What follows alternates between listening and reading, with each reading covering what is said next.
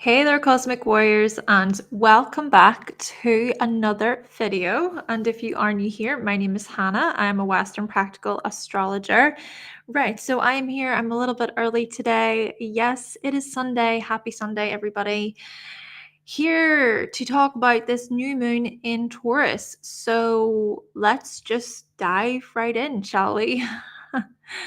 Yes, so the new moon in Taurus is going to happen on the 7th of May. So it's coming up very, very soon. And I also just want to ask, how are you doing today? Are you doing well? I hope you're having a lovely weekend. Cannot believe it's Sunday already. Time is just flying. I mean, how is it going to be May? It's going to be May. It's going to be May. Right, the NSYNC song. Hi, Ashley. Hello, welcome to you. Yay! You say that you're making breakfast now. Oh, nice. What are you making for breakfast? I'm curious. What's your go-to meal? It's very Taurus. Think about food. Hope you enjoy it. Right. So May is just around the corner, and I'm just in disbelief, really. I'm in disbelief that we're coming up to May already. Now, before we do dive into this, before we really dive into this, just to let you know of some of the astrology products I have available. I've got ebooks, guides, cheat sheets, all that good stuff available over at hannahselsewhere.com. And if you are interested in new videos, early ad-free videos, then you can join the Patreon. And I want to say thank you so much to my patrons over there for all of your support. I'm so thankful. Ashley, you said you're having scrambled eggs and bacon. Nice. That sounds like a great combo. Right. So, we also said that you've got an Aries rising. You're hoping this new moon is going to be really great. Yeah, it's going to happen in your second house. I've got some interesting information to share with you all today. So here is just an overview of what we're going to be talking about. So notice here that there are a lot of planets in Taurus. We've got a Taurus stellium. Okay, we've got Jupiter and Uranus still hanging out there. The Sun and Moon then are going to meet for this new moon in Taurus. Plus, we have Venus in Taurus. Venus actually enters Taurus tomorrow, so on the 29th of April. So that is going to bring a lot of cozy, chilled, laid-back vibes, right? And with Stellium then being in Taurus, oh yeah, a lot of Taurus energy in the air, stability, security, comfort, ease. Our values are very much highlighted around this time. Now, what we also see here is that the moon, so the new moon, is quite close to Uranus and Jupiter. So there is a bit of a conjunction here. You could say that the orb is kind of wide, between Jupiter and the new moon. But yes, I would still say there is a pretty significant influence in this regard. And I also want to mention just the importance of how this new moon is so much about the Jupiter-Uranus story, right? So we had the Jupiter-Uranus conjunction in Taurus around the 20th/21st of April, just depending on where you're located. But that basically ushered in a new cycle, right? This conjunction ushered in a new 14-year cycle, of course, when we think about how Jupiter and Uranus come together every 14 years. But even bigger than that, you could say a once-in-a-lifetime opportunity as well, given the fact that Jupiter and Uranus meet. They meet in Taurus then. They will meet again in Taurus in another 84 years or so. I think the last time they met was during World War II. So big changes, big cosmic changes. But the point I'm trying to get to here is that the new moon is coming along, and it's very close to the same degree that the conjunction happened within, and that was 21 degrees. So whilst we do set new intentions and plant new seeds within our Taurus house, I think a lot of what will be on our minds is that of, okay, what breakthroughs have been coming up? What epiphanies have been coming up for you? What unexpected changes and bigger lessons have been coming up for you within your Taurus house? So thinking about the likes of your resources, your earnings, thinking about your relationship with the material world, thinking about also the relationship that you have with your body. Okay, how do you nourish your body? Considering as well self-worth, self-value. Do you rely heavily on external sort of factors and environments to validate you, right? Or can that be built from within? I feel like a lot of these things have been coming up then when we think about the conjunction, and also our relationship to the environment, considering our connection with the earth, literally. Literally, indeed. We see here from this new moon that there is a lot to there's a lot to be said about the conjunction that happened. Now, Venus is also in Taurus. Of course, Venus is home. It is home in Taurus, right? Venus is like, honey, I'm home, right? Venus comes home to Taurus and is able to put her feet up, able to wrap a blanket around her and have snacks and just chill, okay? So this is what we're going to be welcomed with, be supported by over the next few weeks, hopefully, just to feel somewhat cozy, at ease, to take our time, to not feel like we need to rush so much, and to take care of our bodies, right? To really take care of our bodies. And the thing about Venus then is that Venus is quite close to the new moon. Now, the orb is quite wide in this way, but I would still say that there's somewhat of a significance. So indeed, this new moon, I feel it's going to be full of surprise. It's going to be a new moon of great insight, great wisdom and vision, a new moon of great clarity as well. And also a pleasure-seeking new moon, heavily so. But we're going to talk more about that in a moment. So the other thing I want to mention is how Venus is creating this lovely trine to Juno in Virgo. So we're going to touch on that, plus the sextile to Vesta in Cancer. And then we also see here that the new moon itself is actually making a trine to Ceres in Capricorn, and then Uranus is also making a trine to Ceres there. So we're going to touch on that. Plus, we also want to say here that Mercury is conjunct Chiron around during this new moon rather. They're actually the same degree. So a new cycle is being ushered in here within our Aries house. So we're going to touch on that. Plus, this energy is making a same degree square to Ceres itself. So some challenging energies about as well that we are going to talk about. And I also want to say that the new moon is making this beautiful sextile to Saturn, right? So there's this pragmatism that is being ushered in as well, which we will also touch on. And then the last couple of points I want to make here is that Pallas retrograde will sextile Pluto retrograde, right? So Pluto is going to turn retrograde here, I think on the 2nd of May. And it will also make a trine to Mars in Aries. Of course, Mars is going to enter Aries on the 30th of April, so the last day of April. And then at the same time, Mars in Aries will sextile Pluto retrograde. So we're going to get into all of this today. But before we do get into the sort of breakdown of it, just to remind you, okay, what are new moons all about? New moons are so much about planting new seeds. And this is especially true when it comes to working with Taurus energy, right? Because Taurus is so much about things like gardening, farming, attending to the land, attending to our environment, fertilizing the land, right? So that plants and, fresh things can be created. And we also then think about food, right? So how food is a big part of Taurus in this way.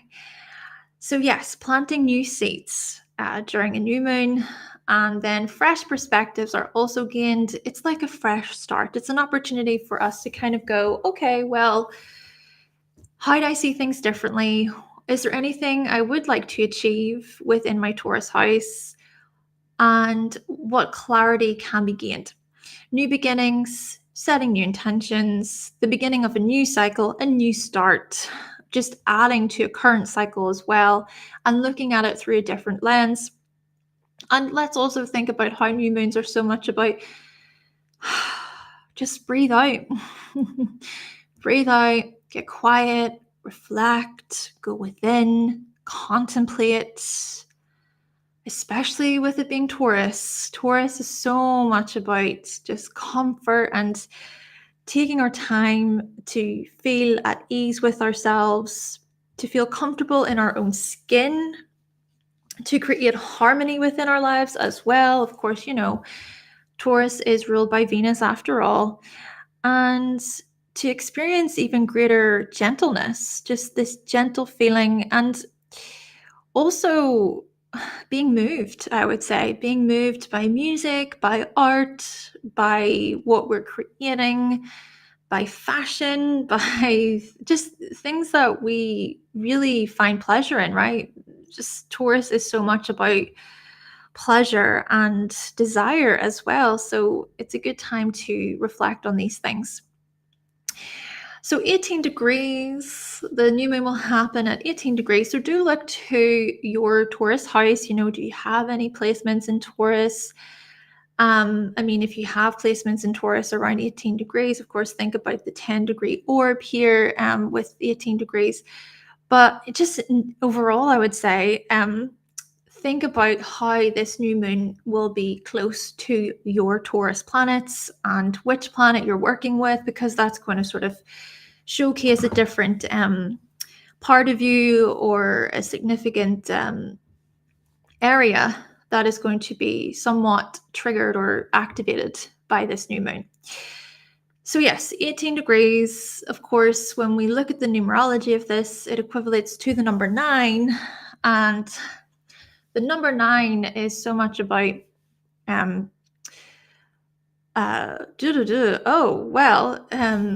it seems that I did not change the words for that, but the number 9 is more about endings. Okay, so it's more about endings. It's more about spirituality, intuition, just the words. It's okay. It was there from the last new moon, which was, I think, the number 2. But just to say here, to vocalize it, yeah, it's so much about spirituality, intuition, going within.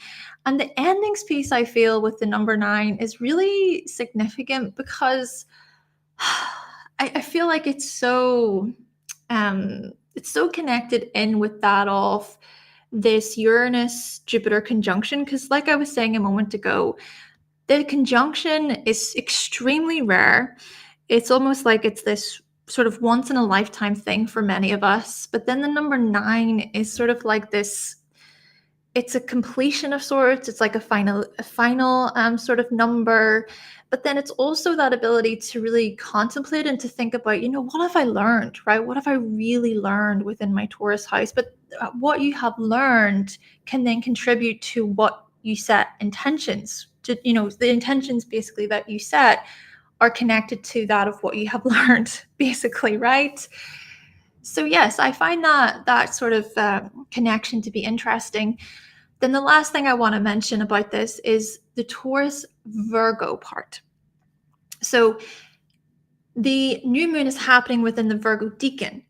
So there's also an element of being somewhat analytical, breaking things down, maybe even looking at how it's the small steps that really can aid us on a bigger journey.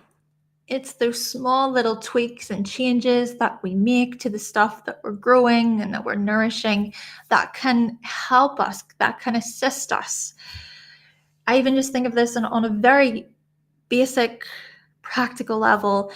I have little plant babies, and by me just simply watering them every now and then, making sure they're getting enough water, something very small, something very minor. Well, now they have grown. They've grown quite big. So it's considering those small little changes that we can make. Now, before we move on, I want to say hello to all of you who are joining. So we've got Barbara. Hi to you. Great Sunday. Yes, good. I am glad that you're having a great Sunday. My Sunday has been good. It's been quite relaxing. I'm actually setting myself a little small goal. We're talking about small tweaks and things like this. This may be really random, but I really want to learn how to do the splits. I really want to learn. So it's going to be a little small personal goal of mine that I want to commit to, I think, over the next coming weeks. Hi to SJ.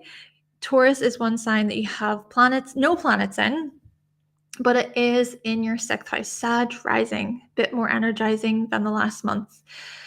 Yeah, Jupiter being your chart ruler there, a lot has been then happening for you within your sixth house. But I do hope that you are feeling a bit more like yourself now. Even Mars and Neptune right now, they're quite closely conjunct. So, well, today, actually, that I'm recording this, the conjunction is going to be really strong. So I've noticed, especially with that people are a lot more sleepy, tired. And what I would say to that is, if you know, in astrology, there are times when we may be a lot more active and out there, but then there are other times when it's just more about time to rest, and I think that's okay too. Hi Tim, welcome to you. Hi Scotty, welcome. You say you've got Virgo rising. Nice, same here. Snap. Hi Eddie, hello, welcome, welcome, welcome. Nice to see you. You say you've got fourth house in Taurus. And SJ, you say Mercury conjunct Chiron. What will bring for all of us? Yes, healing. Speaking. Yes, exactly. We're going to get into that. Daniela, hello to you. Welcome. And Ashley, you say you always have a hard time interpreting Taurus transits. You have Neil's Saturn. Oh, you've got your Saturn out there in Taurus as well. Okay, interesting. And Shadow 666, hello to you. You've got a Taurus Sun, Virgo Moon, and a Pisces rising. Right, so let's now move on to breaking this down. So like I said, the Sun and Moon will conjunct Uranus and Jupiter plus Venus. So there is this cluster of planets in Taurus. There's a stellium in Taurus. Now with the new moon, we want to think about the long term. And what I like to always recommend is that of journaling. Journaling the process, how things unfold for us as the time goes on. So the first quarter moon will happen in Taurus around February 2025. It will be at 16 degrees. So the intentions that we set within our Taurus house around the new moon, they will be tested. They will be challenged around February 2025, but they will also be strengthened. And then by the full moon, so the full moon will happen in Taurus November 2025 at 13 degrees. That will be a good opportunity to release, to seek sort of new ways of doing things, but then also reward. There's potentiality for reward and the fruits of our labor basically paying off. And then lastly, we see here that by the third quarter moon, that will be in 2026. And that will be when we adjust. We adjust further, but then we also learn. We really learn from the whole process that has unfolded. So 18 degrees, it's also a Virgo degree. Like I previously mentioned, this is happening within the Virgo decan. So here we also have a little nod to Virgo with the Virgo degree. What is this about? It's about purity, purifying. It's about even thinking about it on an element, sort of an element level. Earth, this earth energy. Yeah, very grounding, very supportive, but also healing, very healing. Self-containment as well, I feel, is going to be a big part of this new moon, and pouring into ourselves, essentially, right? Being kind to ourselves, being gentle with ourselves, and patient too. But this is a time to then plant new seeds based on the revelations which have been happening lately. Like I said a moment ago, the Uranus-Jupiter conjunction, right? The new moon is happening around the same degree as the conjunction happened. So that conjunction was like this huge sort of enlightening period, an awakening period. Could have also been like, could have felt like motion sickness as well. I was sort of describing it on my Patreon as sort of like being on a roller coaster, and it's very harsh at times. You just want to throw up, like, get me off this thing, I can't cope, right? Could have just been really chaotic for many people. But it's also then looking at those epiphanies, the moments of enlightenment, the moments of, seeing things in a flash and you can't unsee it because it's just so vivid and it's just so obvious. So this is sort of like a new moon that's coming along, and it says, right, a lot has happened recently. Now it is time to plant new seeds. Now it is time to really slow it down and then to reflect here, to go inward.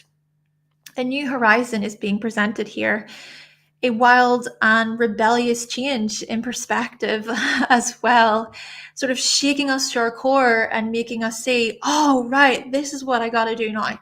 Epiphanies, which are also supporting our needs for growth and for social change. But here is where the sextile to Saturn comes in. Like I said a moment ago, there is the sextile between Saturn and this new moon. Saturn, of course, is in Pisces. So what this new moon is also indicating is really about being pragmatic, even within Taurus. I mean, Taurus can also be a highly pragmatic sign. And what I mean by this is just really really reflecting upon, right, well, what is practical to me? What is realistic to me? And perhaps trying not to get swept up in any sort of false beliefs or disillusionments or things that take you away from the reality of a situation. It is interesting because we have been noticing this, I feel, with Neptune being in Pisces for many years, since 2011, and how so much of this sort of spiritual stuff has been coming out. Many people are becoming interested in that of spiritual practices and things. But then with Saturn now being in Pisces for the past year or so, Saturn has come along and it said, well, are people actually staying true to what they're presenting? Is there enough order?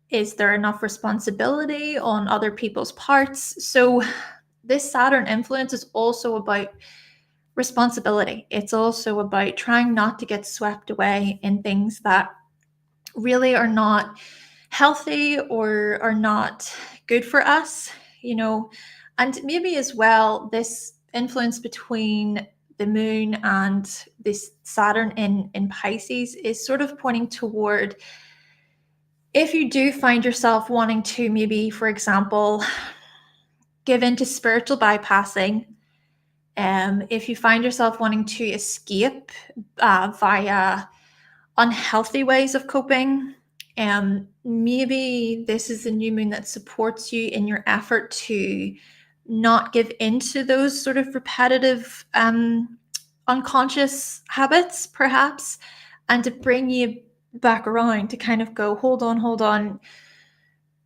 try to see the reality of this. How can you look after yourself?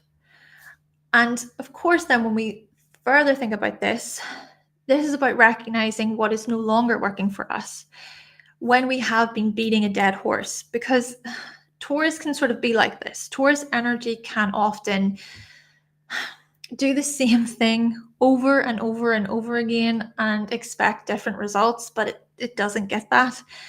It can be a sign where we really hold on to what is comfortable to us. And that's not necessarily a bad thing, right, in terms of our comfort levels.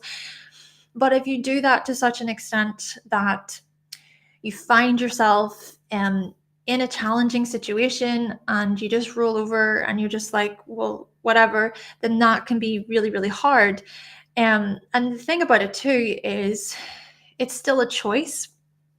There's still a choice in that matter. And so really, I feel as if this is a new moon that is in a way assisting us to get outside of our comfort zone a little bit. If it is that things are stale, it's that kind of the stale part of it, feeling stuck. There's that part of Taurus that can hold on to things unnecessarily, certain products, for example, and it's like, why are you keeping that? There can be the whole hoarding thing to do with Taurus. So anyway, I feel as if this is a new moon that is going to bring clarity when it comes to this. What have we outgrown? Even Uranus, especially conjunct the new moon, it's so much about out with the old, in with the new. And it's about asking ourselves, hey, does this make sense to me to really waste my energy, to waste my time, my effort, my resources? This could be within a job, this could be within a relationship, this could be about a certain interest of yours, but you're really not that interested anymore. It's not really getting you anywhere. So in the Taurian mind, it's like, well, that doesn't make sense, right? Because Taurus is so much about common sense. And when that part of it is sort of activated, then we can maybe go, yeah, that doesn't make sense to me. So why would I do that? And this then is also about being fruitful. This is about really admiring and sort of taking a moment to appreciate our efforts too, aligning ourselves with the things that we enjoy, right? The things that fill us up, that speak to our soul, that speak to our heart, the pleasures that really fulfill us. Even with Jupiter, right? Jupiter, it's that kind of, I'm feeling happy, I'm feeling joyous, these sort of feelings that we want to feel in order to kind of, it's those uplifting feelings basically. And the last thing then is, this is a new moon that's pointing toward reward and reminding us of, abundance. And what I'm trying to get at with that is seeing that, hey, maybe there is a different way. Maybe there is a new way in order to feel somewhat more fulfilled. And it doesn't have to be about obtaining all of these resources and, you've got the car and the house and, these external factors, this new outfit, whatever. Yes, those things can feel good and rewarding at the time, but this is the thing about Taurus. Taurus actually teaches us so much about how self-worth, it comes from within. It's within. How fulfilled do you feel from within? Even if you have all of the successes externally, do you feel satisfied? Do you feel fulfilled and uplifted within? Because if you don't, then it's sort of like, well, that's where it needs to start from. That's where it needs to start from. So a lot of this stuff, I think, is going to really start to unfold for many of us within our Taurus house.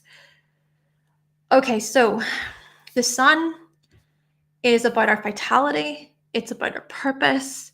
The moon then is about our emotional security. So basically, this new moon is ushering in a new cycle, focusing on worth and value. And then Taurus, right, the Taurus house within our charts is where we seek stability and comfort. Now, that stability and comfort, yes, that can come from the external world, but it's also about the internal world. Uranus then is about non-conformity, difference, rebellion. So we then think about how, hey, maybe there is a new way. Maybe there is a change. Maybe there's a part of us that wants to break free, essentially, when it comes to these things we've been talking about. And then Jupiter is about freedom and abundance and wisdom. So there's a lot here to be learned in terms of our own sort of personal beliefs and views, even in terms of what we value. What are your self-beliefs? What are your deeply, deeply held beliefs about worth, about value, about your stability? And naturally, Jupiter is about freedom, right? Even Uranus and Jupiter together, so much about freedom. So this could be freeing ourselves from a sort of outdated version of how we've been looking after ourselves in terms of our self-worth. And so I think even with the sextile to Saturn, there's a lot to be said about filling our own cup. It's more about pouring that emotional kindness and compassion and love into the self. And there's a lot of spiritual growth then to be found from this, to be had from this. And this is about long lasting, right? It's creating a long lasting effect. So being able to set ourselves up for many, many years to come, right? To set ourselves up with a healthy self-esteem, healthy self-worth. So I feel like a lot of this comes back to self-worth. And our materials and resources, they have been shaken up. The unexpected has happened. But this is also about innovation. This is also about a new way, a new horizon. And as Jupiter finishes up in Taurus, we're still valuing the wisdom of patience and consistency. This is really what Jupiter in Taurus over the past year has been teaching us, that patience is indeed a virtue. And that, hey, consistency is so important. There is that whole famous saying of, consistency is key. But then again, I go back to Saturn and I think about the pragmatic kind of view of this. A lot of people just say consistency is key, but there's more nuance to that. And I feel like the pragmatism of this Saturn and Pisces energy says, think about your personal experience with these energies. It's just so fascinating to me that there's a lot of sort of big buzzwords and things that are marketed and said about, learn this skill to earn such and such money, or take my course because, you'll be able to manifest the house of your dreams if you come here, But it's like, be pragmatic about this stuff.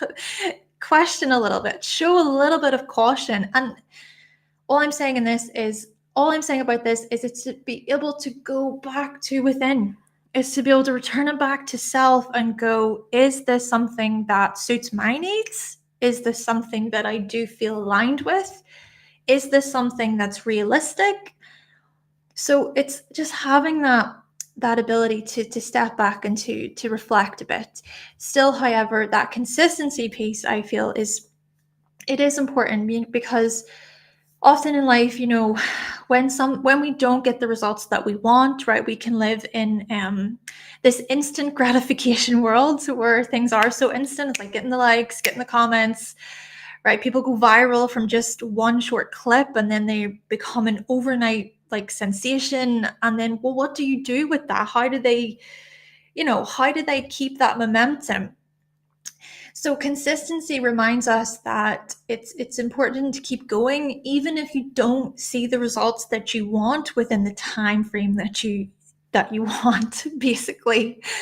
Right. So Venus in Taurus. Venus adds gentleness. Venus adds softness. Venus is here, and oh my gosh, Venus is like, hey, find calm in this. Even if it does feel like, hey, you've been taken up by this huge storm. That's the thing about the conjunction with Uranus and Jupiter I was trying to say. It can just feel like, oh my gosh, it's so windy, and it's being pushed from side to side, and it's hard to find my feet, right? Because there's that lack of stability, there's that lack of foundation with Uranus. But Venus is coming along, I feel, and it's really reminding us to, okay, just ground yourself, appreciate the moment, appreciate what you have. What are the little simple, small things that you can do for yourself to fill, right? To give to yourself, to be kind to yourself. I feel like this is a new moon that's so much about, it's about self-compassion. It's about being kind to ourselves. It's about forgiveness as well, perhaps self-forgiveness, given the fact that Saturn is also in Pisces. But yeah, this is about asking ourselves, what brings us pleasure? What brings you pleasure? What do you desire? This could be a new moon where it's that, it's about just indulging a little bit. It's the pleasure seeking. Of course, we don't want to go to extremes. Don't want to go too far. Maybe with Jupiter being a little bit further out, this will be less likely. But maybe you're moved by music. Perhaps you're moved by writing or baking, or you do some gardening. Maybe you want to get into yoga. That could be a thing, right? And it's interesting because I've been thinking lately about how I just enjoy cutting the grass. I enjoy it so much. It makes me feel at ease. It makes me feel at peace. I was supposed to do it today, but it has been raining a little bit. But just think about little things that you can do around this new moon. that that it doesn't have to take much just to be able to go, I'm doing this for myself. I enjoy this. And then with the Taurus stellium, there's a lot of focus on rest, relaxation, ease, being thorough, being steady, being methodical. And then the last thing is there's always tomorrow. Aries season is like, I need to do it now, need to do it now, need to do it now. And that can also be good. That can be a necessary part of life. But then Taurus season is more about, hey, don't push me. Do not push me. I don't need to do it now. Actually, there's always tomorrow. There is always tomorrow. Why should I force things? Why should I rush? Radio. So let's now move on to a couple of other aspects. We see here that Venus is going to trine Juno and then sextile Vesta, and then the new moon and Uranus are going to trine Ceres. Right. I love this. I love this connection with Juno and Vesta, these asteroids. So we have Venus sextile Vesta to begin with. This, I feel, is so much about protecting what we have and feeling supported by what we own. You know, Taurus can be a highly resourceful sign, but then it's also about the fulfillment that we feel emotionally. It's that emotional fulfillment, that emotional security as well, given that Cancer is playing a role here. And giving thanks to our family and to our loved ones. Ask yourself around this new moon, what makes a home a home? What is that? Is it the stuff? Is it the people? Is it the warmth you feel? Is it sort of a combination of all three? You know, how do you sit within all of this? How do you feel about this? And also, this is about safety, our emotional safety, our emotional security, but at the same time, recognizing that, yes, in order to even feel emotionally secure, we still got to be able to meet our survival needs. Both of them are connected, right? The whole thing of, right, the experiences outside of ourselves can influence the inner part of us, but then inner part of us can affect and sort of influence the outer part of us. So there's a relationship. There is the relationship between our outer security and our inner security. So think about that relationship. Venus will also trine Juno. So what this is indicating is commitments, right? So what are the commitments you make within your relationships? How often do you follow through with your commitments? And I feel as if the commitments that we make are more so going to be about acts of service, showing that we care via acts of service, and then spending quality time. Even just, hey, being very gentle with others, or even a light touch just to show someone, hey, I care, hey, I'm here for you. But this is also about food. It's about self-care. It's about the gift of giving and being of service, helping and supporting those who value us. This is truly a new moon of worth. So it's self-worth, it's recognizing what we value within our experience. And then it's also about how we show this sense of, worth and value to other people. What kind of qualities and traits do you value in those that you love? And how can you even express that value, express that appreciation to others? Are you gentle with lovers? How good as well are you at managing stress? Because this could be a thing, right? With Juno being in Virgo, our stress levels could very well rise. So with stress levels, yeah, I think the trying to Venus can really assist us and kind of help us ground ourselves, even if we do feel ourselves becoming anxious or nervous or very, being much in the head, being very heady about things. Now, I also want to mention that the new moon is making a trine to Ceres. So this could very well at the same time look like our emotional attachments coming across as cooler, as more rational, sort of productive ways, showing up in productive ways of being emotionally supportive.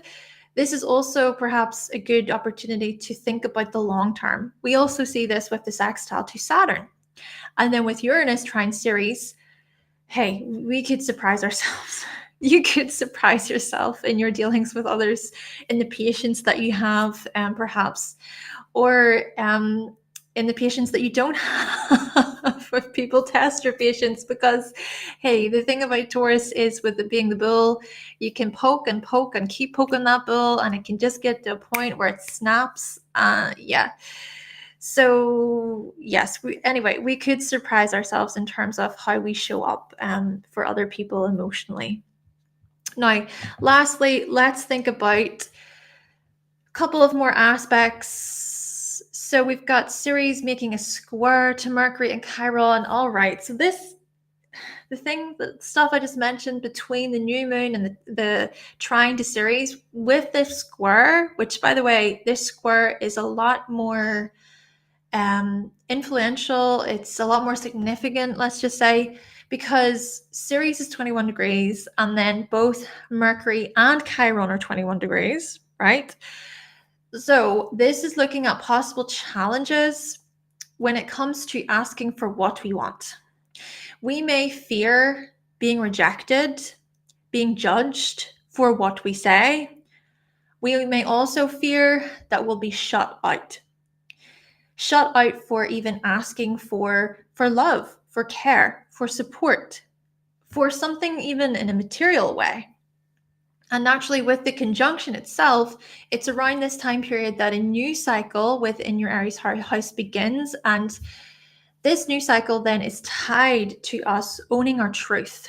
Owning our truth. And what I also want to mention is what came up around the 15th of April, because it was around that time that Mercury was retrograde and it conjunct Chiron. And that time period then was more about us revisiting our communication scars and wounds. But then with now Mercury being direct again, right? So we're going through this post-shadow period, and Mercury's direct and it's conjunct Chiron again. It's like, okay, I'm mulling these things over. Are there any other perspectives that come up? Maybe you recognize that there were a few things that you addressed when it came to communication, and now you're ready to really move forward. Or you do feel a greater sense of, no, I want to own my truth. I'm done with betraying myself, right? Because the thing about this is Chiron and Mercury here indicates the self-betrayal when we do not speak honestly, when we do not speak openly. And then that relates to our self-esteem. Self-esteem, perhaps being denied, being put down by other people. So I say this because this then is also a time of healing. This new moon, there are other themes at play to do with our voice, and also how such matters are tied to our achievements, to our successes. This could very well be putting ourselves down, or recognizing the times when we have put ourselves down, the times when maybe we've played small, or the times when we maybe feel as if, oh, I'm not good enough, or times whenever we've been overachievers because we want so badly for other people to recognize us, to see us, right? So this, I feel, this energy, it can be quite intense in this regard, even when we think about Pluto retrograde, which we're going to get into in a minute. But what I want to say about this is try and then lean into that of the Taurus, right? The patience, gentleness, softness. Plus, we also want to think about how Mars is doing. Mars is making a trine to Pallas retrograde, and Mars is also making a sextile to Pluto retrograde. And then Pallas retrograde is making that sextile to Pallas retrograde. So let's think about this. Pallas can tell us about healing methods. So Pallas here, making the trine to Mars, says, hey, what about movement? Like, move the body around this new moon. I was sort of saying earlier, when it comes to Taurus energy, things can become quite stale, stagnant, stuck. We can become sort of stuck in our ways. And, maybe in this way we can get in our own way, if you know what I mean. But I feel as if this energy points toward that the importance of shaking it out, right? Shaking out the body, the movement, going on an adventure. These things can be very healing and gaining a bigger sort of picture understanding of things as well, possibly planning a trip, having something to look forward to. This is creative energy, it's energetic, it's larger than life. Big visions, big dreams, fighting for freedom and justice and everything. And then when we look at Pluto retrograde, right, with the sextile to Pallas retrograde and then the sextile to Mars, well, Pallas retrograde and all of this in the middle is sort of saying, hey, this is also about empowerment, renewal. We could very well be revisiting an old narrative, right? An old friendship narrative, an old narrative to do with teamwork, groups, communities. These narratives could be very much tied in with the past and sort of ingrained perhaps in the psyche in a lot of ways. And it's like, oh my gosh, I can't believe I used to sort of put up with that type of behavior before. But this is sort of like a big, time to grow, time to fly like the phoenix, if you will. But it's also about that ending part of Pluto at the same time. But the last thing I want to mention is, especially when we combine this with Pallas retrograde, try to think about the future. The future you. The future you, whenever you are able to really step back and have a fair analysis of any sort of unconscious drives and motivations that just no longer serve you, the old sort of narrative stuff here as well that we may be revisiting around the new moon. So when you kind of have that for analysis, then hey, maybe that even welcomes excitement. It welcomes a new, it welcomes a change, freedom.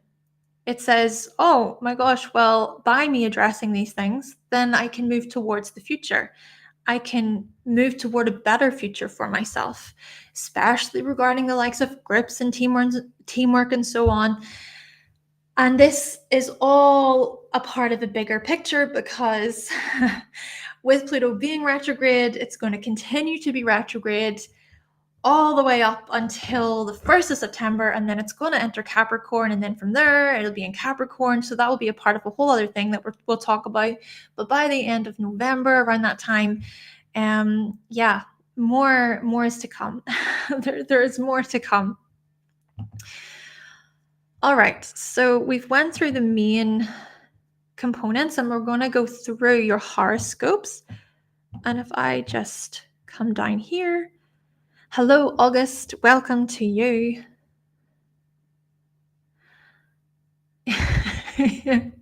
Welcome. Collective shift in spiritual, yes, definitely.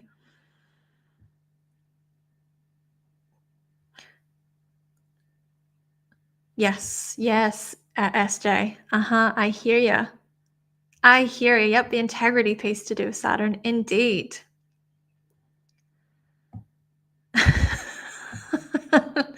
ANCYAN.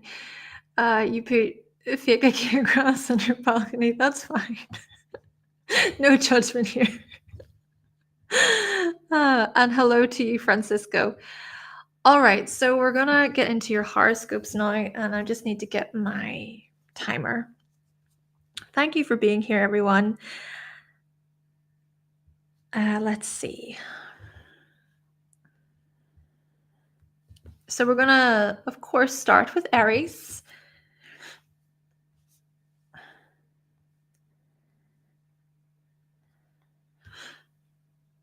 Okay, so Aries. All right. Now, this new moon is happening in your second house. So here is the thing. There is a bundle shape in the sky. So what this essentially means is that there is great intensity and focus and persistence going into that of your house of resources, materials, finances, physical security, your skills, and your self-worth. A lot has already been unfolding for you over the past couple of weeks. Many epiphanies, many realizations about these areas and changes that either you would like to make or you have been forced to make. This is a new moon in which you will go within. You're going to go within, and I think reflect heavily upon, okay, what about my future self here? What type of life would I like to live regarding my worth, regarding my skills, talents, gifts, and everything? Questioning even, what your, what your skills are worth in this way. Even, yeah, on a financial level, truly asking yourself financially, what are they worth? And the other thing I want to mention is just with so much energy being here in the second house, do keep in mind that this can feel rather overpowering. So maybe it's also a good idea to balance out this energy with a type of renewal, right? A renewal, if you are holding on tightly, if maybe you're all holding on tightly to too much, right? Too much to certain values, or maybe holding on too much to a certain financial situation or what's comfortable. So I think at the same time, this is a new moon of allowing for depth, allowing for emotional change to come, emotional courage to also come as well. And of course, around the full moon in Scorpio, which was a couple of weeks ago, that full moon in Scorpio, that was so much about purging and so much about those renewals and sort of clearing the path in order to kind of get to where you are, around the new moon. And the other thing I want to say about this is, well, this is also such a symbolic time for you in terms of nourishment, really nourishing your body, Aries. It can be incredibly eye-opening for you, actually, and very healing in terms of the relationship that you have with your body and how you give it love and how you really respect your body's needs, how you meet your body's needs. And we also then want to think about how the seeds that you plant, so these new seeds that you plant during the new moon in Taurus, they are part of a much bigger story. So think of it as maybe setting yourself up for long-term success in terms of the self-worth stuff, in terms of the resource material stuff as well. Really having these greater, wider visions and then setting intentions based on that truth and that honesty about, what you really want and what you hope for, really. But yeah, I think it's definitely about a bigger story is what I'm trying to get at for you. Okay, so Taurus then.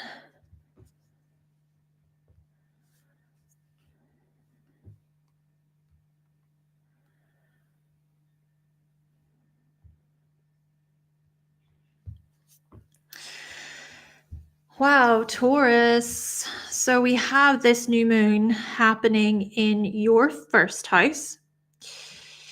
Right. So the first thing I want to say is a lot has been going on for you. A lot of personal growth, but also much growth to do with how you relate to the rest of society, your views to do with organizations, firms, companies, the system, These types of things, I feel, have really been on your mind over a long period of time, of course. Of course, since 2018, Uranus has been in your sign. So it seems as if things have been coming up more wildly for you, seeing things in a flash, epiphanies, sudden realizations with the conjunction that happened in your first house. So this was the 20th/21st of April. And so maybe you can see quite obviously how you have changed, how you have actually really stepped outside of your comfort zone. It is interesting because you are this sign that, as I was saying earlier, you can be really quite set in your ways, stuck in your comfort levels. But Uranus and Jupiter, funnily enough, have been huge pushers. It's like, oh my, awakeners, let's say. Many enlightened moments have happened, especially within the past few weeks for you. So, with the new moon happening here in your house, in your sign rather, I think this is about welcoming new perspectives, fresh perspectives based on these lessons. And so having this bigger picture perspective, widening your view, widening your scope, seeing, hey, actually, I would like to achieve this. I would like to accomplish this. So these achievements, these accomplishments, these aims, more so being tied to your personal security, tied to you feeling safe, you actually feeling secure within yourself. And with this also being a bundle, right? There's this bundle shape happening. There is a relentless approach. You can already be such persistent people, right? You can certainly hold on with your horns, so to speak, and never let go. It's like, I'm not budging. I'm not budging from this goal. I'm not budging from this desire. So yeah, with the bundle as well, there is also this greater relentlessness toward your personal aims and your personal goals around this new moon. And then also thinking about your physical appearance, any significant new shifts there, even a shift in perspective. And it's your shifts and changes in perspective that have enough power behind them to completely change your worldview. That could be a big thing. Now, the last thing I want to mention then for you is, because there is so much happening in your sign, we want to think about balance. We want to think about how we can balance out this heavy energy, this intensity within your Taurus house. We can balance that out with some renewal. We can balance it out with, hey, allowing for depth, allowing for emotional courage, emotional renewals here as well. And perhaps it will be through other people that you will really be, I would say, influenced or perhaps pushed, maybe in unconscious ways. You may not realize just how much other people will either push your buttons or strongly inspire you to grow. Right, so Gemini.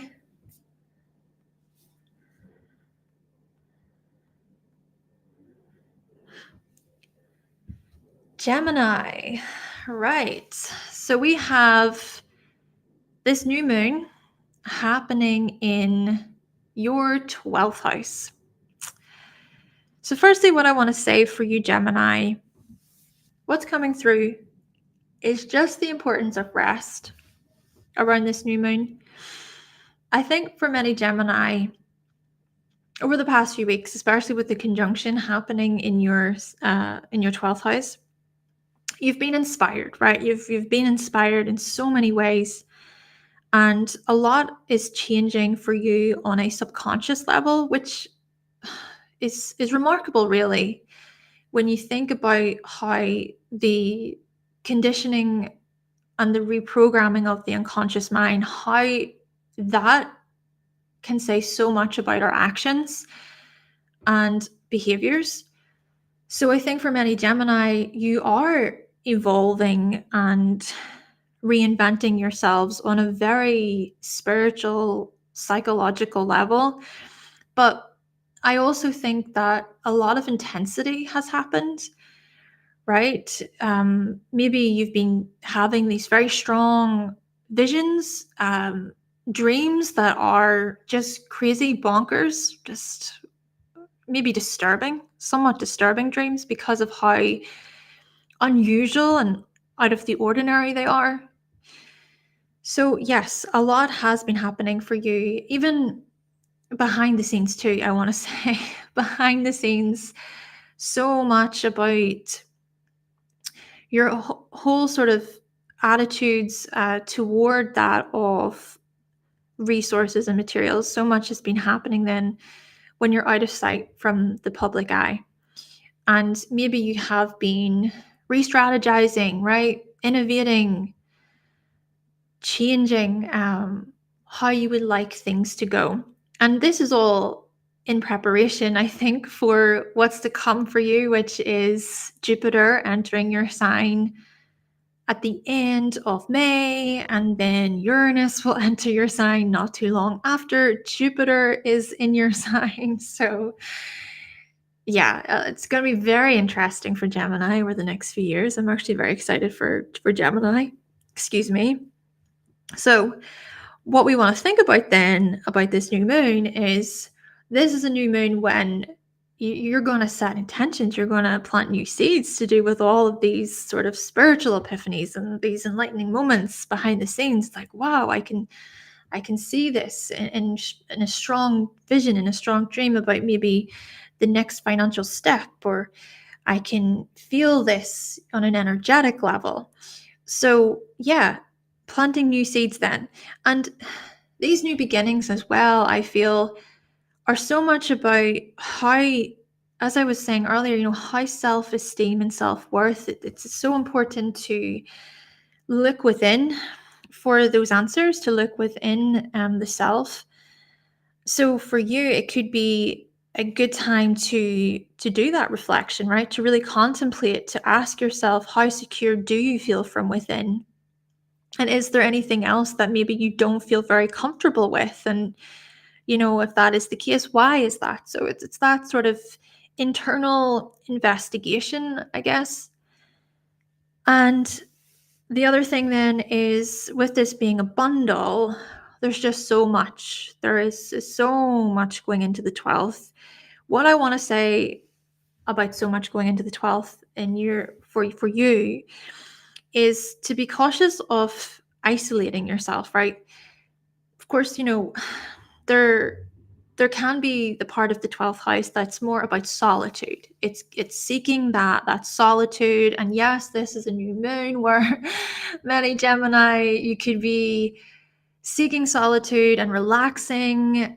You could be going for a lovely massage, or you could be taking a nice warm bath, or uh, just doing something artistic or creative behind the scenes, right? I get that. But with the isolation part, you know, when this is very different, the isolation, because it could be that you isolate yourself, and maybe because you feel so out of control, or you feel like, oh, things are just so chaotic. I don't know how to get a grasp of this, because there's just so much intensity going into these areas for you. So it could be difficult maybe for you to find your feet a little bit. So I would then suggest, with so much of this energy going into the 12th, to try and balance it out a bit with the 6th. You think about the Scorpio energy, to balance that out with some really good ways of coping, thinking about your stress levels, to go through certain renewals regarding your stress levels. Time management could also be an important thing to remember as well around this time. Hello, Daniel. Welcome to you. So we're now moving on to Cancer. Was it Cancer rising you said you had before, Daniel? I forget your rising sign that you said before. But if it is, hey, good timing. Okay. Cancer. All right. So Cancer, this new moon, it is happening in your 11th house. All right, so much going into the 11th house for Cancerians. Let's just say the the sudden changes that have been happening for Cancerians to do with friends, communities, groups you're a part of, the unexpected. I feel like so many Cancerians have met many new people over the past few weeks. Just suddenly being introduced to new people, being a part of different conversations and clubs, things like this. But then at the same time, it could also suggest these sudden epiphanies, right? These sudden epiphanies about friends, about what you value in terms of friendships and what you want for the long term as well. I think that could be a part of it.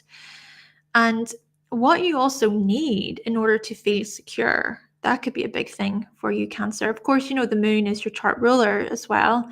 So, yeah, I think the type of emotional security that you feel and that you need within grips, that is really going to come up around the new moon. But this is also connected in with all of these huge sort of epiphanies and moments of like, wow, these aha moments over the past few weeks. So they're connected to those things. And I think as well, what I find interesting even about Cancer, you know, with you having Taurus in the 11th, is you tend to gravitate toward friends and clubs and so on that are more artistic, right? They have a certain craft, or there's an interest in something creative. Yeah, and also you value that commitment. You can be such committed people to your friends. I would say the types of friends that you're willing to really show your support, right? To be patient with others. To me, you have time for other people, right? The people that are in your circle and that you really love, you're going to have time for them. So I think that this is a new moon that is, it's going to welcome in a time to plant new seeds, right? To gain fresh perspectives about these matters, and to also, hey, nourish your own self-worth within friendships, within teams and groups. Even thinking about the 11th house through a lens of certain firms and companies. You know, you could be a Cancerian, you know, you work within a particular company and you've been noticing the changes that have been happening. This could be related to work even, right? You've been noticing all of these huge sort of financial changes, resource changes that have been happening, employees, everything. And at the same time, this is a new moon that goes, well, what about my worth? How do I feel within it all? What do I need in order to feel supported? There could be something here about promotions or earnings. There could be earnings in an increasing way or in an unexpected way, right? Because of course Venus is also a part of this. I do want to say that.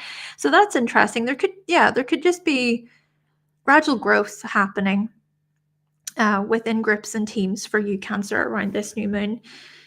So indeed, this is a new moon of planting new seeds to do with these very things. Now, a couple of more things I just want to say is this is a bundle shape. So it's interesting because Cancer, you can be such tenacious people, right? The types of people I think of the crab. literally the crab and your claws, and you don't want to let go. Like, no, no, no. Like, oh, it's mine, it's mine, it's mine. Right. So you can certainly be tenacious and very determined, actually, I would say. But with this being a bundle shape, there's just so much of this determination, this persistence going into that, of the likes of how you show up within the team, how you get along with members in the team, thinking about, again, the promotion stuff, the earning stuff related to the team, your hopes and wishes for the future and how they are so much about stability, okay? But whilst there is so much focus going into these areas, it's important to then balance it out a little bit, to balance it out with some of that emotional courage, the depth, maybe even to think about how you are expressing yourself authentically. When we think about the fifth house energy with Scorpio, right, it's also keeping in mind how you show up on an authentic level, and to also consider as well the emotional, right? What do you emotionally align with in this way? And I know, Cancer, you can already be like that, but just with so much Taurus energy, it could be that things do seem more, it's more about the material. It's more about, oh, you can have this and you can have this, and you may feel like tempted, but really maybe take a moment to go within and to think, okay, do I align with this? Is this something that I truly want? So relate that then back to the group related stuff I mentioned previously. Okay, Leo. I feel like I went on a little bit long for you there, Cancer. I hope that's okay. Leo, let's see. Leo, all right. So we've got, we have this new moon happening in your 10th house. Oh my gosh. Wow. Leos. A lot has unfolded when it comes to your attitudes towards success. That's a big thing, I think. The amount of value that you put into certain accomplishments and achievements. I think as well, what perhaps has been coming up for many Leos is recognizing any possible unhealthy ways of relating to the physical world. And what I mean by this is recognizing times when you place too much value on the external, too much value maybe on other people's approval, other people's validation, this type of stuff. I feel as if what has been huge for Leo, for you, Leo, with the conjunction here in the 10th house is just this opening up, if you will, and this freeing yourself when it comes to anything that maybe you feel is just this unhealthy attachment, perhaps. But again, it relates back to that of finances, worth, value, this stuff. Maybe for many of you Leos, this has been a great time for you to truly come alive, to truly sort of recognize what your gifts are, and to see that there's also there's an element of dependency with you, and there's an element of calm that you bring the world, bring to the world, that you show to the public. And I think as well, the importance of being comfortable, feeling secure. These things are really valuable to you. You think about that on a long-term basis. Yes, I feel as if for many Leos, you do tend to think more about the long term in terms of, well, how can my resources or my finances, how can they sustain me over a longer period of time? And how can I keep that stability? Naturally, Uranus since 2018 has shaken things up. And perhaps it has kind of felt like, oh my gosh, right, I have to figure out how to deal with all of these moving parts and these sudden sort of unexpected changes. But I think the conjunction around the 20th slash 21st of April has just showcased your ability to innovate and your ability to seek a new way, possibly a new direction, a new path. I mean, it could even be that for many Leos, you are considering a whole new career path, a whole new sort of professional life. Perhaps your reputation has changed quite significantly, or you've been realizing the amount of worth or value that you place into a particular reputation, and you realize, hey, you know what, I've outgrown that. Even just trying not to, how do I say, identify too heavily to the persona, to identify too heavily to what your successes are, your achievements, this type of stuff. Yeah, many epiphanies and realizations have come up, I think, for Leos. So this is a new moon in which you're going to set new intentions, right? This is a new moon where, okay, you're going to plant new seeds. You're going to plant new seeds to do with how you can really, truly value your successes, to value them, even to think more about, do you know what, I can recognize where I'm maybe trying to push too much, and I can recognize, no, I am worthy. I am worthy, and what I have accomplished is great. It's enough.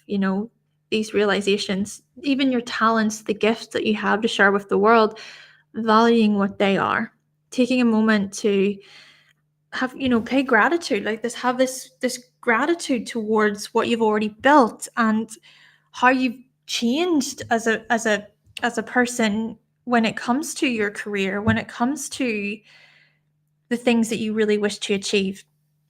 So, yeah, a great time to applaud yourself, a great time to recognize, right? To recognize yourself, right? Leo is so much about recognition, healthy recognition, having a healthy ego.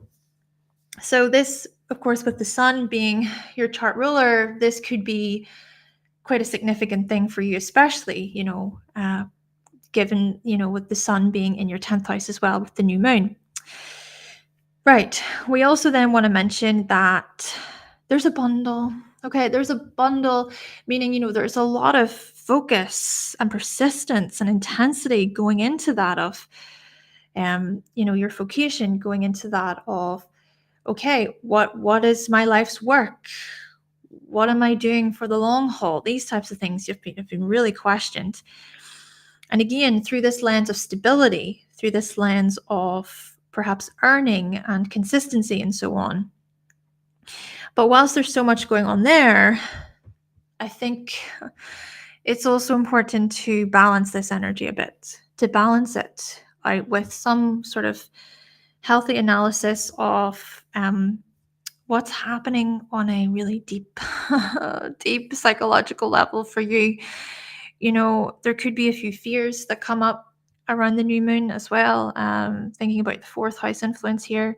But I think as well, there is this emotional courage on your part. And as I was saying, I think it was to Aries earlier, we did experience that full moon in Scorpio. So there was a purging process that happened not too long ago. And so, yeah, this new moon does welcome just healthy grounding and calming ourselves, etc. But still, with the Scorpio energy, it's important to create that balance, right? To have some balance through this, and to also consider, right, how do I really feel here? Whenever I think about what I have achieved, whenever I think about how far I've come, how does that really make me feel? And how does that also speak to that of my emotional security and my emotional needs? Okay, so Virgo. Healing nature girl. Leo sun, 12th house. Nice. Thank you for sharing. Okay, let's see. Virgo.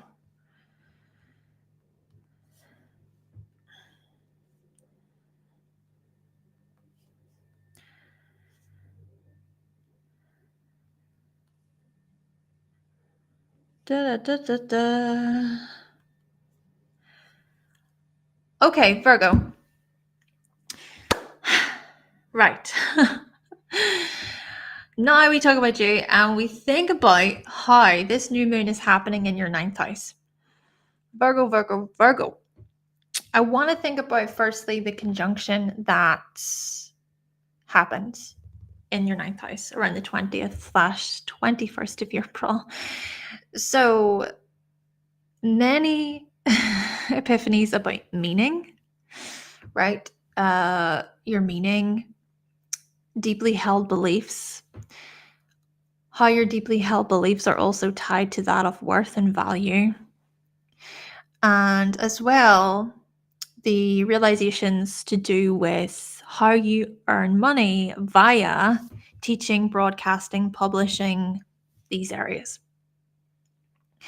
And I also think that it's almost felt like there have been these flashes of insight, right? These flashes of insight about travel, about wanting to explore, about furthering yourself intellectually. And just the amount of focus there and the consistency that you strive to put in and the rewards that you wish to reap when it comes to these things, Virgo. But you see, with the new moon now coming along, this is an opportunity to set new intentions, right? To plant new seeds when it comes to these very things. To consider, right, okay, what about the amount of money I make perhaps from what I teach? How much money would I like to make from what I teach? Or what about that self-worth of yours, right? So self-worth being a big important part of this, and perhaps recognizing when you may give your power away or when you may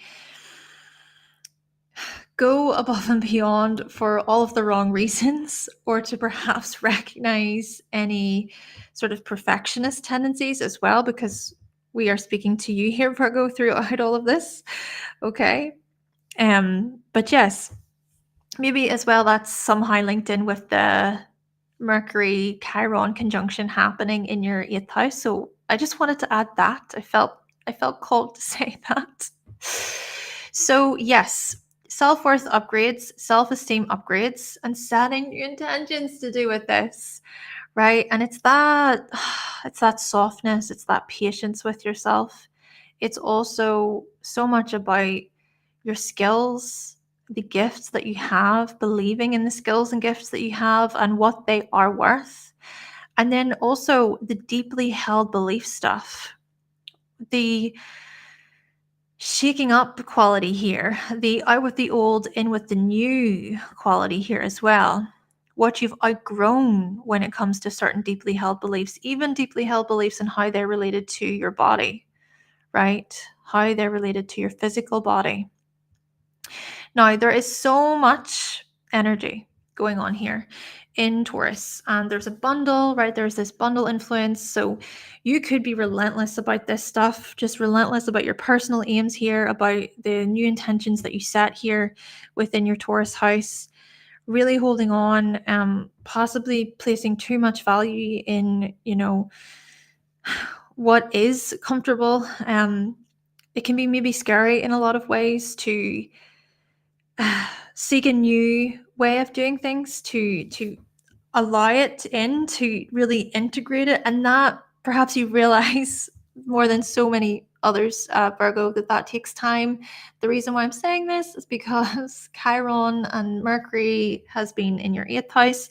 Mercury retrograde just happened in your 8th house. So yes, a lot of emotional, psychological transformation has been unfolding for Virgos.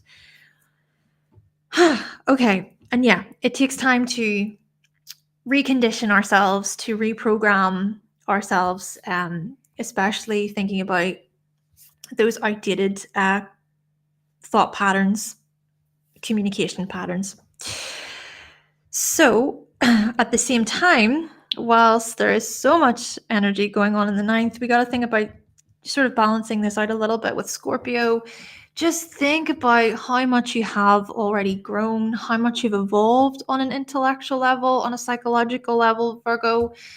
And that, hey, this is also about inviting these emotional renewals, these emotional, intellectual communication renewals around this new moon. So, Libra. Okay, Libra. All right. A lot is going on. A lot is going on in your 8th house, Libra, because the new moon is happening in your 8th. So we've experienced this conjunction in Taurus around the 20th/21st of April in your 8th house. And this is then looking at the breakthroughs that have happened, perhaps the breakaways that have happened to do with shared resources, shared finances. Emotional bonding has also come up quite strongly. Vulnerability has been a big part of this time period for you as well. These realizations, epiphanies about emotional bonding, maybe even thinking about who is there to support you, who is no longer there to support you. Death, loss, these types of things could have very well been a big part of how this conjunction has unfolded. And then grief could be a part of this, and sharing as well, right? Sharing with others, sharing with companions, sharing off our hearts, sharing off our souls. So yeah, for you, Libra, very emotional time, very psychologically distressing time, maybe.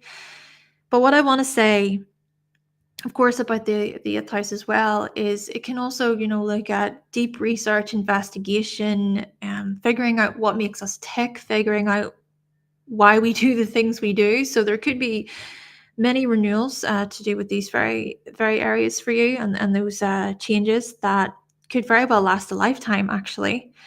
So healing could also be a big part of this. And with the new moon then happening here in your 8th house, well, the new moon is going to come along and it's going to be very close to the conjunction, and it's saying, hey, plant new seeds. Time to plant new seeds to do with these very things. Focus on nourishment. Focus on gradual change. Be patient and calm. Focus on calm. I think for many Libras, this is a time of inner calm, choosing inner peace, choosing not to get involved in the drama, choosing not involved to get in certain chaotic, distressful, really urgent, like aggressive situations. And we also then notice with this that Venus is your chart ruler, right? So Venus is going to be a part of this new moon, and it's further adding to what I'm saying. It's welcoming this softness, it's welcoming this gentleness. And you may also find around this new moon that you and whoever you share resources with, right, you could very well start a new cycle to do with how you share, right? How you share in terms of the children, in terms of finances, in terms of who does what, right? So there is that. And hey, there could also be significant new beginnings here to do with your partner's money, your partner's earnings. Maybe seeking greater sort of success there, or maybe greater commitment on your partner's part, your partner's part. So there is that. But of course, we want to think about self-worth, and that's a big theme that I've really went with today for all signs. Just that self-worth piece, because this is the thing, and I hope I don't get too personal, Libra. The thing about the 8th house is it can often point toward that of what we have denied within ourselves. And so there could be something about this new moon that triggers a self-worth denial, right? It triggers something about how much you value yourself on an internal level. But that within itself, I feel, is going to be a big part of a new chapter. A new chapter within your life story, basically, Libra, that could set you up for life, where you feel on a psychological, emotional level that you are worthy. You're worthy, and that you're valued, that you're loved. Now, the last thing that I want to say is, with so much of this energy going on in Taurus, with the bundle, of course, such intensity. It's it can be it can seem almost like you just don't want to let go. So I would say to also welcome in some balance here, to welcome in this balance of, okay, also think about how you can give to yourself on a physical level, how you can lean into the body, ground yourself here, and welcome potential sort of transformations when it comes to your physical body around this time. Scorpio.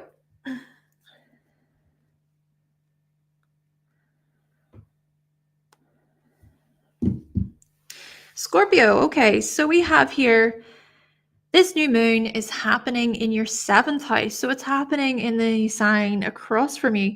So let's think about, firstly, this journey. We've been talking about the conjunction for the signs so far. The conjunction happened between Jupiter and Uranus in Taurus around the 20th/21st of April. So we have noticed then the sudden, unexpected changes to do with partnership, to do with relationship, how you relate to other people, your attitudes toward other people, and how other people, of course, how they relate to you, and attraction as well could be a big part of this. Perhaps welcoming greater sort of sensuality, pleasure, enjoyment, desire, these types of things with your significant other. Even thinking about these epiphanies to do with earnings, to do with spending, and gaining what you're worth, what is valuable in terms of your skills and the services that you provide as well. So yeah, earnings to do with business, and how contracts and certain deals are even a big part of this as well. Much has been coming up, I think, for you, and it's just like, oh, yep, I can see that. And seeking to also upgrade, right? I have a desire to want to achieve such and such, within my business. And so I think many of you have seen, okay, this is the vision, this is the bigger picture, and now I want to align myself with how to get there. But then if we think about it in terms of, those of you who maybe don't have a business, we could even see this via promotions. We could see this through maybe gaining more recognition from employers, possibly from clients, from customers, this type of stuff. Yeah, I think there has been a lot that's been on your mind, basically, to do with business and relationships. So as the new moon comes up here within your 7th house, well, it is time to plant new seeds. It's time to think about, okay, how do I seek to feel supported and nourished here within my relationships? How seen, how recognized do I feel? That could be a big part of it, of course, with the sun as well, being in the 7th. And as well, setting new intentions to do with your gifts and your talents, and how you can collaborate maybe with another, right? You can maybe see, right, this is somebody else's sort of gift and talent. It's a strength of theirs. This is mine. This is a strength of mine. And then you can see, how can we collaborate? How can we negotiate? How can we bring balance here a little bit, and work together? Working as a team, right? The 7th house can also be so much about teamwork. But then here, just as much, this, whilst, you're setting new intentions to do with these things, just as much, the 7th house can also look at enemies, opponents. Yeah, people who oppose us. So there could very well be some friction around this time period, friction in terms of other people's loyalty, perhaps. You're questioning other people's loyalty. You're questioning how dependable they are, for example. Maybe certain people do really get on your nerves around this time, people who are stuck in a rut, people who are very slow moving, and you're just like, can we get this going, please? You're not very reliable. Yeah, if you feel like you're being held back as well, that could be a very unnerving thing for you. So yeah, people could very well push your buttons around this new moon.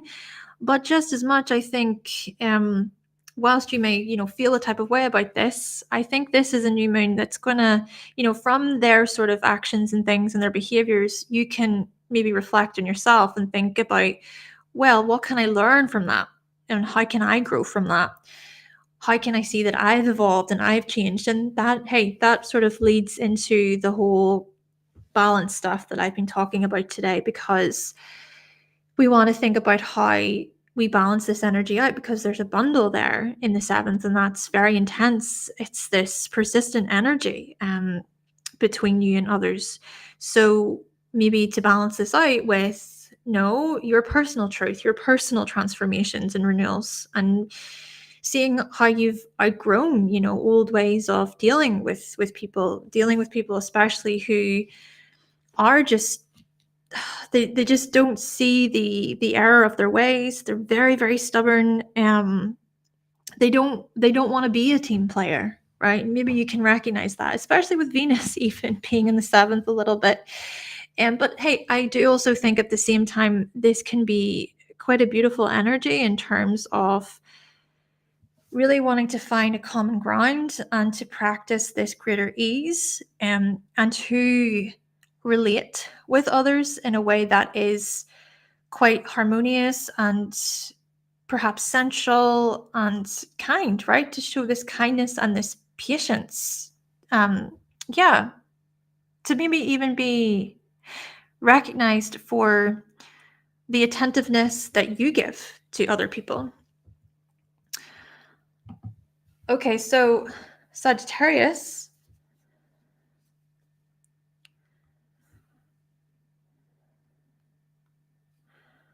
Oh,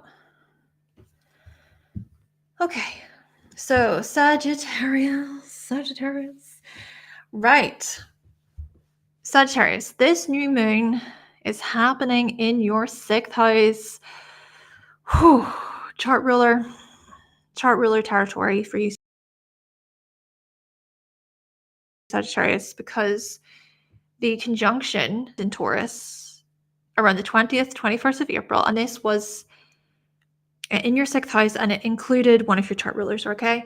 So, yeah, I think for many Sagittarians, it has just felt like a whirlwind. It has felt difficult to sort of have control of your working life, your schedules, your routines.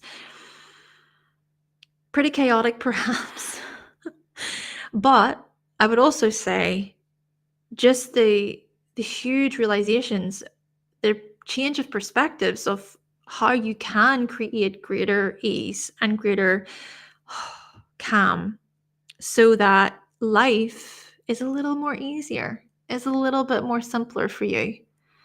Jupiter, of course, being your chart ruler, has suggested, this wisdom, this learning, gaining knowledge from that of Taurus qualities, right? So the Taurus qualities of being patient, being dependable, being loyal, being thorough, and applying these sort of qualities to that of your everyday life and the mundane and the practical and everything.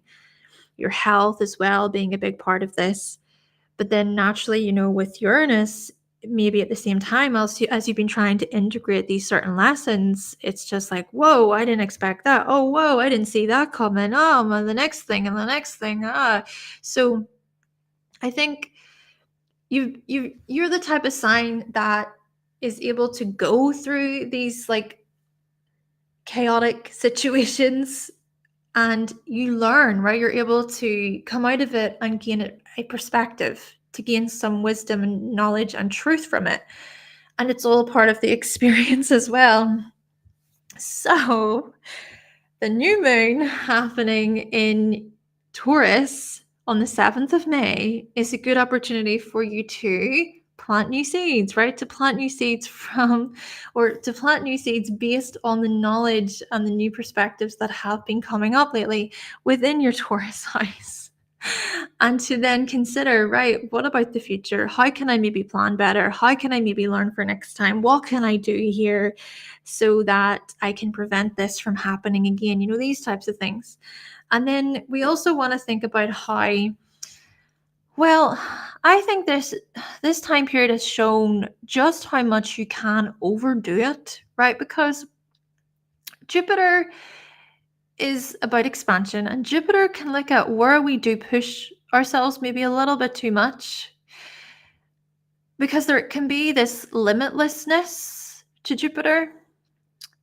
So for you, this could look like this type of limitlessness, if you will, when it comes to exercise, food, how much you can tackle in a day, how much you can read in a week, how many steps you can get in a day. These types of things. And yeah, maybe seeing where and how you have went overboard, even thinking about work commitments, certain even obligations and responsibilities that you have to certain people. Of course, there can be that commitment energy, that commitment side to Taurus. So yeah, seeing where you have went overboard. And so I think the new moon is a good opportunity for you to be somewhat more pragmatic and to check in and go, well, what is realistic? What can I physically do in one day? Yeah, Jupiter in the 6th house could very well look like you thinking you can get so much done in one day, and then you quickly realize, oh crap, I definitely can't. But it's all a learning thing, though, isn't it? This is the thing. This is you. You're all about learning. So, yeah, new moon in Taurus, a good opportunity for you to plant new seeds then based on these new understandings, essentially. Okay, nourishment, of course, is also a big part of this, right? How you nourish the body, your health. I think this could be a great new moon to set new intentions with respect to your health, right? How you look after the body, especially with Venus as well, being home in the 6th house too. And the last kind of thing I want to mention is that there's just so much happening here in the 6th house. There can be this relentlessness toward your personal aims. It's like, yes, okay, I'm focusing on my fitness goals. I'm focusing on, all the things that I'm doing on a day-to-day basis.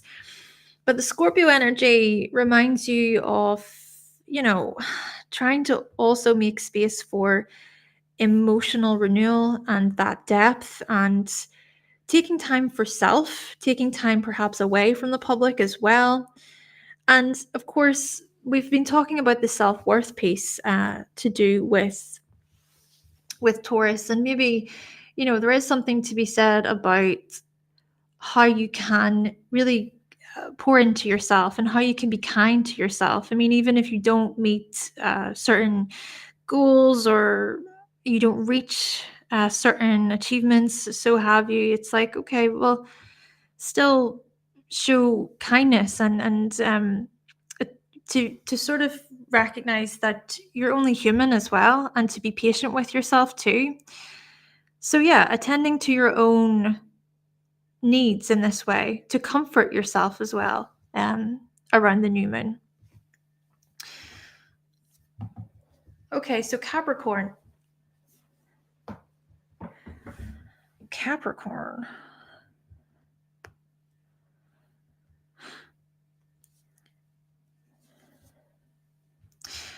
Okay, Capricorn. Right. For you, Capricorn, you've got this new moon happening in the 5th house. It is in the 5th house.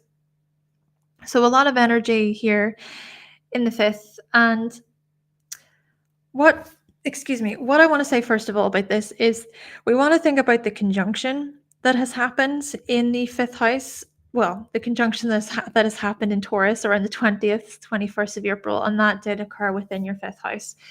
So I would say many Capricorns, right, feeling inspired in a whole new way, opening yourselves up to new creative avenues, outlets, pursuits, this type of stuff, feeling supercharged, feel super energized by hobbies and by certain leisure activities and, yeah, different sort of fun, enjoyable goals and interests, this type of stuff.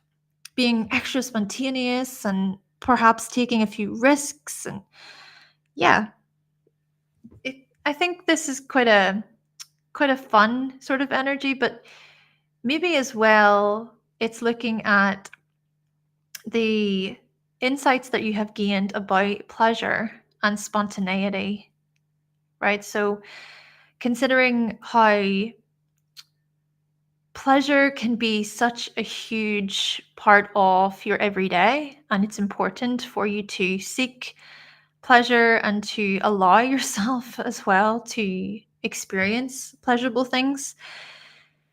Yeah, it's interesting because Capricorn can often, you can often be quite restrictive, have this really restrictive sort of outlook. But I think this conjunction has been so much about free time and making free time in your life, setting it aside and actually going, hey, yeah, I wanna do that. And of course, as well, you are the types of people who you like to play, you like to really use the earnings, so the money that you make basically to enjoy, right? To have pleasurable, enjoyable experiences. So, yeah, I feel like many epiphanies have been coming up to do with these areas.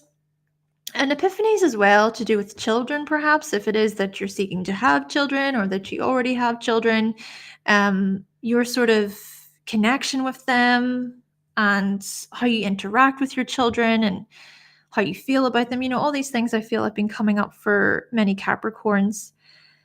And the last thing I want to mention about the conjunction is, well, when we think about the self-worth piece to do with Taurus, maybe this is about how it's your self-worth that plays a huge role in how you express yourself and how you shine and how you basically radiate. So with the fifth house, the fifth house is so much about self-expression, and it's about feelings of specialness and being seen, celebrating yourself as well, right? To really celebrate yourself. So with Taurus there's so much here about that appreciation, that the ability to be able to recognize, hey, I did that, and to even spend a little extra time on the things that you enjoy. And again, I think it goes back to pleasure, but these things then are tied in with self-worth. It's so much about bringing it back to self-worth and asking yourself, what do you genuinely enjoy? What genuinely lights you up from within? It's like, what is it that you do that just brings you so much joy and happiness, and you don't even have to earn anything from it. You don't even have to earn any money or resources from it. It comes from within. And of course, if you do, that can be great too. Because that's the thing about you as well, Capricorn. You do tend to sort of see, oh, this is a hobby of mine. I enjoy this. I'm passionate about this. I kind of want to make money from this as well. So there is that. But I suppose it starts from a genuine appreciation, I think, for Capricorn. So I think that with the new moon happening here, I think these things are going to come up. I think that you're going to set new intentions when it comes to these breakthroughs that have come up over the past couple of weeks, and just allow for these new seeds to grow, right? allow allow for these new intentions that you set to gradually unfold, and for you to see those changes, for you to reap those rewards. There could be something rather wonderful up ahead then in this way, whenever you keep at your hobbies, right? Whenever there is that consistency on your part. Now, the last thing then is the bundle, right? So there is a bundle happening in the 5th house. So with that, there could be a lot of focus, a lot of intensity going into that of, hey, let's say the inner child stuff. Inner child things could very well be a big part of this new moon. Working with the inner child, integrating the inner child, and as well, a lot of intensity going into that of how you earn, right? How you earn money from your creations. That could be a big part of it. But what I want to just remind you of then is to balance this energy a bit, right? To balance it with the Scorpio energy, and maybe allowing for some greater depth and emotional courage within your friendship groups and teams, and seeing as well even how much you have already grown, and the renewals that you have experienced within groups. Maybe as well thinking about the fears that you've overcome to a great extent within your communities. Okay, so Aquarius. Thank you all so much for being here, by the way. We're near the end. We are near the end. I hope you have benefited from your horoscope, and I hope that you do find it to be helpful. Okay. All right, so Aquarius. This new moon is happening in your 4th house. And of course, the conjunction of Jupiter and Uranus happens in your 4th house on the 20th/21st of April. So what does this suggest? Well, a lot has been unfolding for you emotionally. Many Aquarians, I think, you are coming to terms with what it truly means to feel emotionally secure from within, and to value your emotions, to value them as signals, to value them as messages that can tell you so much about your experience. To really sit with your emotions and to allow those emotional waves to move. Uranus and Jupiter, I feel, acted as these huge activation points when it came to such matters. And you may have also been able to step back, to observe, and to recognize such strong emotional waves.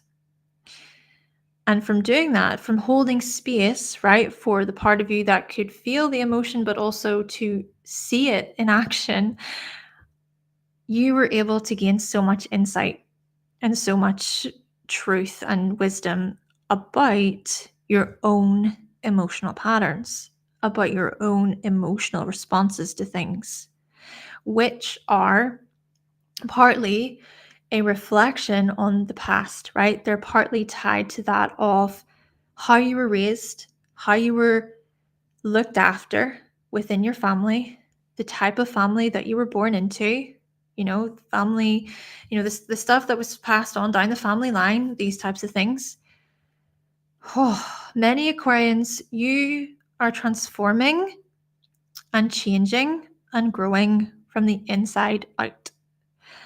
And I feel as if the new moon then is about planting new seeds to do with such epiphanies and realizations. Even just taking your time to truly slow down, to savor the moment, to look at what you've already succeeded, both externally and internally, and to give thanks. This, I feel, for Aquarius is a really good opportunity to give thanks for all that your emotions have done for you to keep you safe, to keep you feeling secure, but to also recognize how much you have grown emotionally. Especially, I feel, with one of your chart rulers being in the 4th house since 2011. That has been, I think, a game changer for many Aquarians. Now, when we also think about this energy on a more physical, practical level, yes, this also is about housing, property, even the resources that exist within the home, and the types of relationships that you have with family members. And of course, with the people that you live with. So we're also seeing here the unexpected changes in perspective to do with how you connect with those you live with and the patience that you have for those that you live with as well. Slowing down, being patient with others, even just acknowledging how you feel whenever you're around certain family members. And as well, that patience and that consistency and that calm to do with property and housing. You know, if it is, for example, that you have these, you have experienced these realizations about where you would like to live or where you currently live, maybe this is also about welcoming in just some time to go over all of that, to take your time with certain lessons, to think about and to consider resources, finances, this type of stuff, and how they align, you know, with the housing stuff, with the property stuff. And relaxation. Relaxation is a big part of this as well. I feel like relaxation could have been a big theme to talk about for everybody. But yeah, I mean, Taurus does remind us about the importance of relaxation. So for you, especially, you know, Aquarius in the 4th house, I feel it's a good time to rest around this new moon if you can. Now, the final thing I want to mention for you is this Taurus stellium. So yeah, they're bundle shaped. There's just a lot of intensity and focus going into that, of family matters, emotional, your emotional needs and things like this. But also try and balance this out with the Scorpio energy, and to recognize empowerment, right? Just how empowered you are when it comes to the career stuff, when it comes to how you show up in front of the public as well, and those real renewals that have happened. And that's something that I touched on, I think, with Leo and Aries. But yeah, there was that full moon in Scorpio that happened not too long ago, and so the Scorpio full moon was a lot of it was to do with purging and the renewals. But here we have another opportunity to try and balance out all of that Taurus, that stagnation, that holding energy, with some emotional courage as well. Okay, so Pisces. Lastly, we got Pisces. Pisces in the house.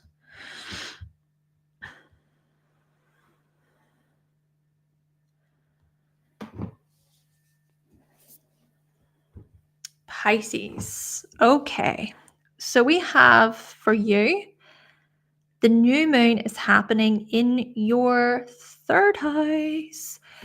Right, let's talk about the conjunction to begin with. The conjunction that happens in your 3rd house around the 20th/21st of April, involving one of your chart rulers, which is Jupiter.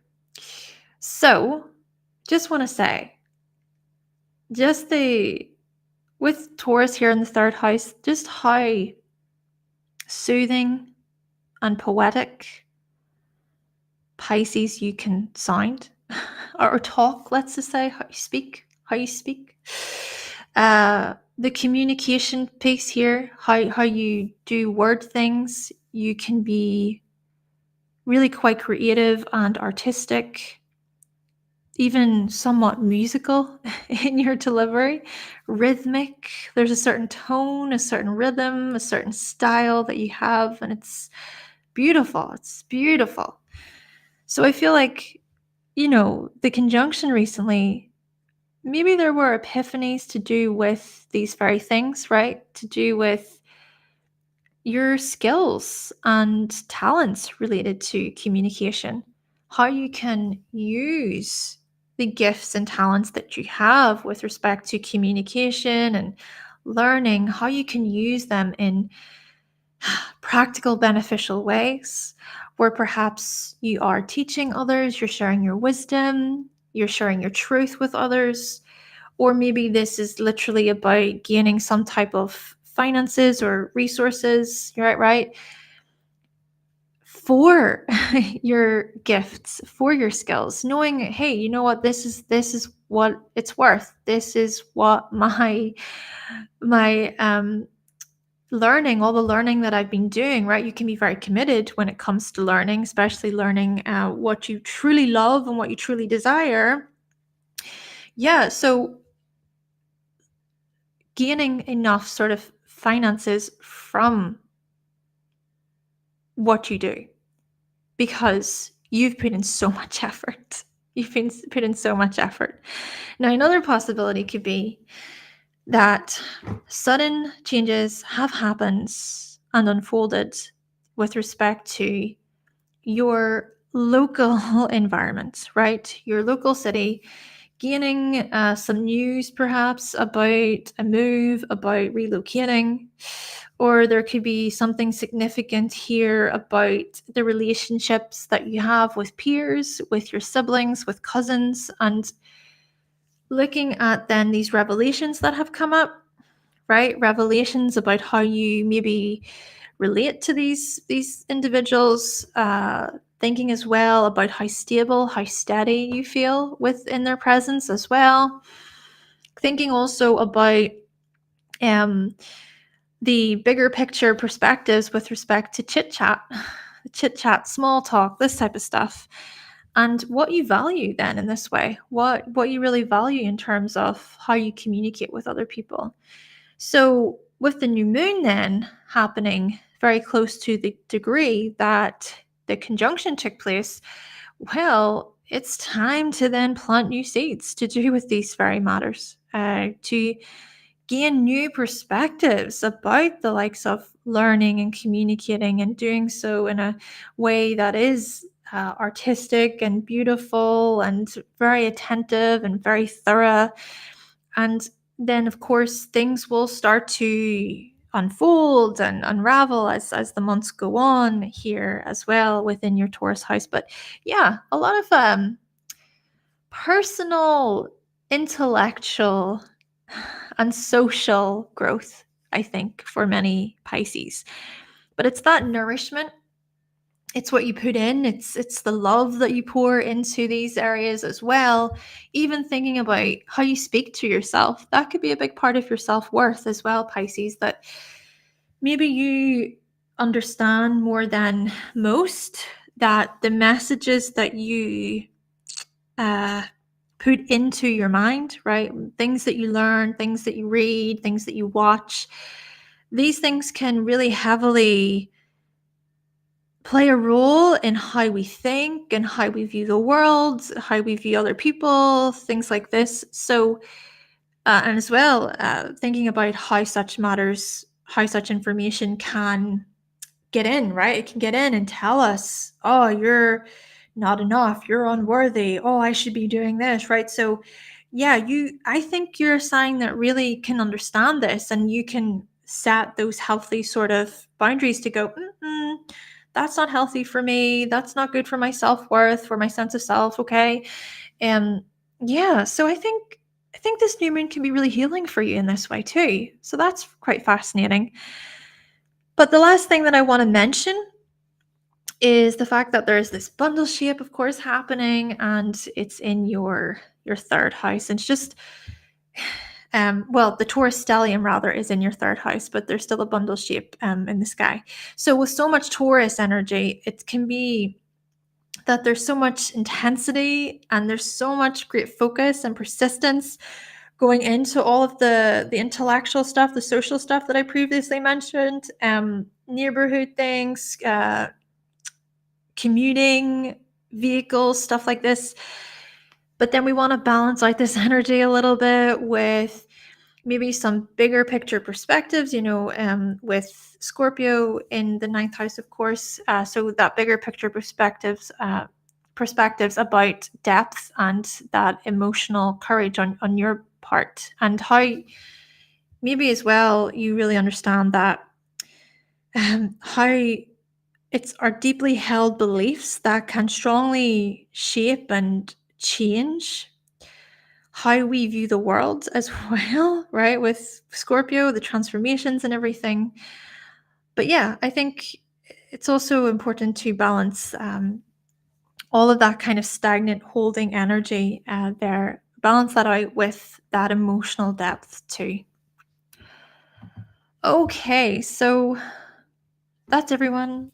All of the horoscopes. Everybody, thank you so much for being here.